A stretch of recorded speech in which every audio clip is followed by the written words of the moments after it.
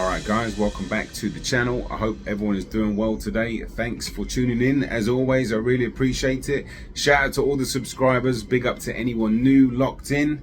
Gratitude to you. Let's talk about Jared Anderson. He is fighting this coming Saturday against MERHY, who is coming off a good win against Tony Yoka, who, to be honest with you, is his true colors have shown now. Tony Yoka, after he popped, for PDs, he's softer than silk pajamas, Tony Yoka. So I don't know how good that win is. He's got skills, don't get me wrong, but MERHY lost to Kevin Lorena not too long ago, who's a decent heavyweight. But if you look at the eye test and you look at the talent and you think, okay, Jared Anderson should be taking care of business, I would say probably fairly convincingly. Now, obviously, there's a lot of talk about Jared Anderson outside the ring and some of the issues he's had with that and some of his desire for the sport and motivation.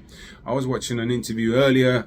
Sean Zittel from Fight Hype, I think he just started his own channel. Shout out to that guy. He's a great pundit, great YouTuber, whatever you want to call him. He's great. He really knows the sport. He does great interviews. I'll leave the link to that interview in the description box, because Jared Anderson was talking about, some of his issues and stuff like that, and it just seems like he's got so much on his plate, it just seems like a heavy soul right now.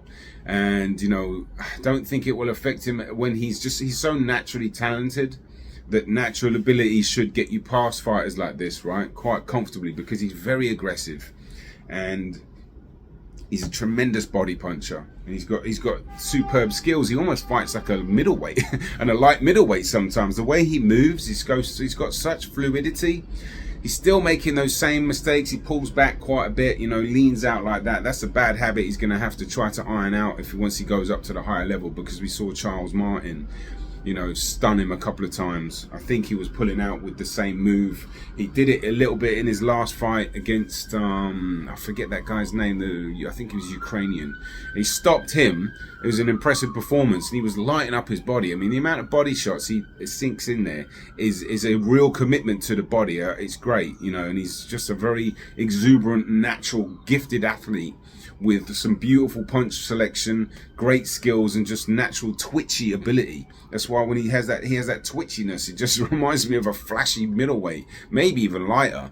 But nonetheless, it's not the inside, it's the outside of the ring stuff, and it's just like his desire and his where his motivation's coming from. If it's just money, you do wonder when that will catch up to him. I know Sean Zittel asked him a question about, it was to do with where, or something to do with why and why I'm getting this wrong, but what he was referring to was Andre Ward, who wasn't the most passionate outside the ring. I was one of my favorite fighters growing up. I used to listen to every word him and Virgil Hunter used to say, and Andre Ward back in the day got me really into another level of boxing, because when I was watching him fight, I couldn't quite understand how he was on the inside with the bigger men, beating them up. And it was like, I was like, how's he doing that? This was back in, I want to say 2010 maybe, where he was fighting just, I just couldn't understand how he was working his way in and doing breaking bigger fighters down. I was still early in my boxing years, so I learned so much from that. But he was saying Andre Ward wasn't really a fan of training, and I know that because I remember I was seeing interviews of Ward, just saying like, I'm not really in it. And I do remember seeing those interviews, thinking at the time, wow, that's kind of crazy to hear.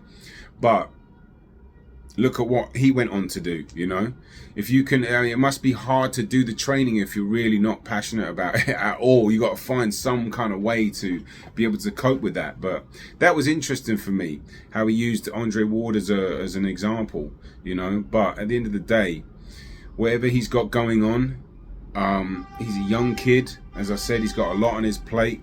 Perhaps he can put that behind him and really focus on his boxing. But you do wonder about the long term, about when he steps up in levels. And I was watching that interview with Stacey McKinley, Tru School Sports. Shout out to you. Great channel. I know BT, big up to you, man. He's a great interviewer. That I'll leave the link to that in the description as well. He did a 45-minute interview with him, but 5 minutes was on Jared Anderson, and he was saying, you know, when the push comes to shove, if your heart's not in it, you'd probably be ready to quit. And it kind of makes sense if you think about it. If you're getting paid anyway, you're in the ring and you really don't care about anything else other than money, and you don't have as much pride as me. I'm not saying he doesn't have pride. He clearly does. He's a very aggressive, awesome boxer, you know. But there are levels at that level when you step up, and how much do you want it, you know? And if you don't really want it now, and you're not talking like you really want it, how much are you going to want it when you're getting some heavyweight piece you up a little bit, you know? So it is something to think about, and just to see Anderson's state of mind going forward. But I think he'll be fine for now. I do expect him to put on a really good performance. I haven't watched a ton of his opponent to really break it down to like X's and O's point of view, but that MERHY is actually a lifetime cruiserweight. He's only been at heavyweight about 2 or 3 fights, and you know, I expect Anderson to get rid of him within 4 to 6 rounds, because that MERHY seems a little wild with some of his shots. You know, he was easy to outbox Tony Yoka, but as I said, Yoka's softer than some silk pajamas, bro. He's not a threat. And when you do have a threat like Anderson, who can punch, and he's willing to put punches in bunches, come forward and be aggressive, I just think it's just a matter of time, you know, because he's a much smaller guy, MERHY. But anyway, it's an interesting fight. You know, I was also going to comment on Henry LeBron, Puerto Rican fighter, and one of the subscribers or someone that watched the channel, shout out to you, asked me to comment and make a video about him. I've got a film study in the works, okay? I'm going to do a breakdown on his style.